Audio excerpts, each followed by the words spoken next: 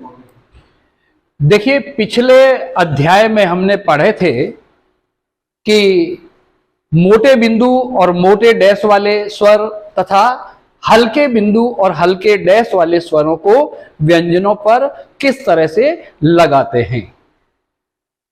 स्वरों के इसी अभियान को हम आगे बढ़ाकर एक नया अध्याय पढ़ने जा रहे हैं, दो व्यंजनों के बीच तीसरे स्थान का स्वर।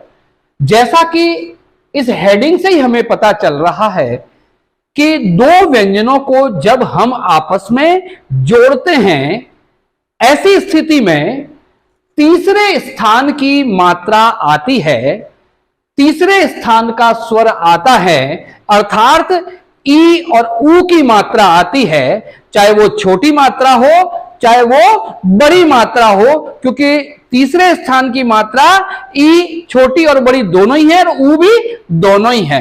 तो तीसरे स्थान की ये जो मात्रा आती है ये कहां पर लगेगी? क्योंकि अभी तक पिछले अध्यायों में हमने पढ़ा है कि ई की यानी कि तीसरे स्थान की मात्रा उसी व्यंजन के तीसरे स्थान पर लगाई थी हमने, क्योंकि हमने एक एक व्यंजनों पर ही इसका प्रयोग किया था। आज हम पढ़ रहे हैं दो व्यंजनों के बीच तीसरे स्थान का स्वर, यानी कि जब दो व्यंजनों को, ध्यान से सुनिएगा इस नियम को, कि जब दो व्यंजनों को हम आपस में जोड़ते हैं, आपस में मिलाते हैं, ऐसी स्थिति में तीसरे स्थान की जो मात्रा है वो उसी व्यंजन के तीसरे स्थान पर न लगाकर उससे आगे वाला व्यंजन के पूर्व तीसरे स्थान पर लगाई जाएगी। जैसा कि अब मैं एक उदाहरण के मार्फत आपको समझाने का प्रयास करूंगा कि अभी तक मैंने एक आउटलाइन बनाई है प और क की।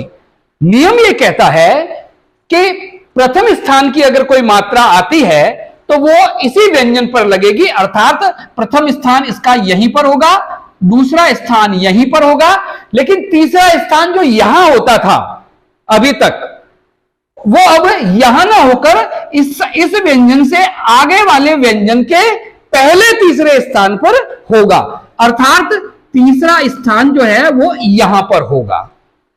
अब आप कहेंगे साहब ऐसा क्यों किया? उसका कारण है कि मान लीजिए इस व्यंजन पर ई की मात्रा मैं यहां पर लगाता हूं, तो हमारे में एक दिक्कत आएगी कि यह इस व्यंजन की मात्रा है या इस व्यंजन की मात्रा है। समझ रहे हैं आप? तो इस समस्या के समाधान के लिए जब दो व्यंजनों को हम आपस में जोड़ते हैं, ऐसी स्थिति में तीसरे स्थान का जो स्वर है वो उसी व्यंजन के तीसरे स्थान पर न लगाकर उससे जस्ट आगे वाला जो भी व्यंजन है उससे पहले तीसरे स्थान पर लगाया जाएगा। जैसे मान लीजिए ये आउटलाइन है क और ब की, ठीक है? ध्यान रखना यह स्थिति कब लागू होगी? सिर्फ व्यंजन के बाद स्वर आने पर। व्यंजन से पहले तीसरे स्थान का स्वर आएगा तो आपको कुछ भी नहीं करना है, उसमें जो यथावत है, लेकिन व्यंजन के बाद में अगर स्वर आता है तीसरे स्थान का तो वो जो है अगली रेखा पर ट्रांसफर हो जाएगा। अब हम इस उदाहरण के मार्फत देखते हैं इनके स्थान। देखिए पहला स्थान इसका यहां होगा, दूसरा यहां। अगर यहां पर ई और ऊ की कोई मात्रा है यानी कि इस क रेखा पर, तो वो तीसरा स्थान इसका यहां होगा। अब ठीक है ना? अगर मुझे लिखना है, ये मां और र की रेखा है, मुझे लिखना है मूर या मीर, एक आउटलाइन। मान लीजिए मुझे मीर लिखना है, मां के ऊपर ई की मात्रा है, तो कैसे लिखेंगे?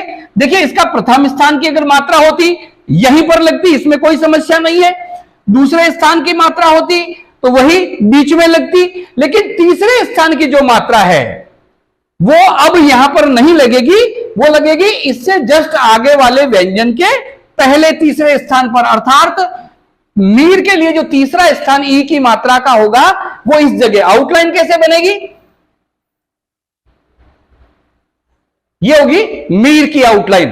अब पढ़ते समय पढ़ने का नियम वही है कि जो मात्रा व्यंजन से पहले आती है पहले पढ़नी है, जो मात्रा व्यंजन के बाद आती है उसे हमें व्यंजन के बाद ही पढ़नी है। सेम इसमें भी वही हो रहा है। देखिए आप, सबसे पहले हम क्या पढ़ेंगे?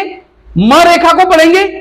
उसके बाद कौन सी मात्रा आ रही है जो इससे ऊपर है, तो ई की मात्रा ही पढ़ेंगे।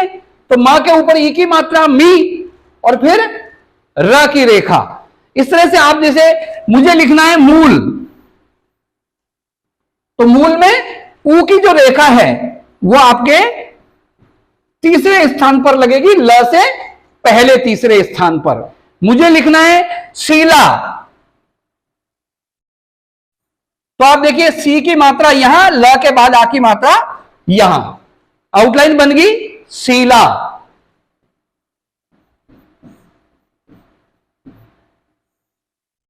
मुझे लिखना है कुली,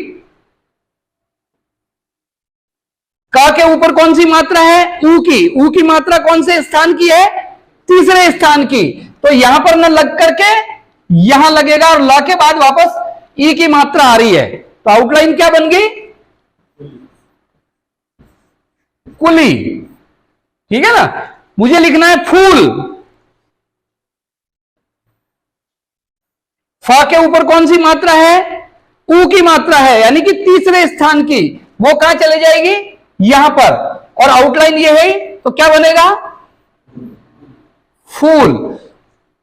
कुल मिला के बात यह है कि जब दो व्यंजनों को आपस में जोड़ते हैं, ऐसी स्थिति में पहले और दूसरे स्थान की मात्रा तो यथा नियम लगेगी, जैसे पहले लगाते आए थे वैसे ही लगेगी, लेकिन तीसरे स्थान की मात्रा है वो उसी व्यंजन के तीसरे स्थान पर नहीं लग करके उससे आगे वाले व्यंजन के पहले तीसरे स्थान पर लगाई जाएगी।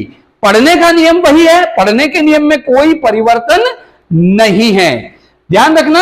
अब ज्यादा से ज्यादा इस तरह से आपको आउटलाइन बनानी है, ज्यादा से ज्यादा इससे लिखने वाले यानी कि तीसरे स्थान की मात्रा वाले व्यंजनों को आपस में जोड़ना है, और उसमें ई और ऊ की मात्रा लगा करके आपको अधिकाधिक शब्द बनाने हैं। जितने आप शब्द बनाएंगे उतने आप में अभ्यास अच्छा होगा, और ये आउटलाइन यानी कि मात्रा जो स्वर लगाने का तरीका है वो आपके ध्यान में आ जाएगा।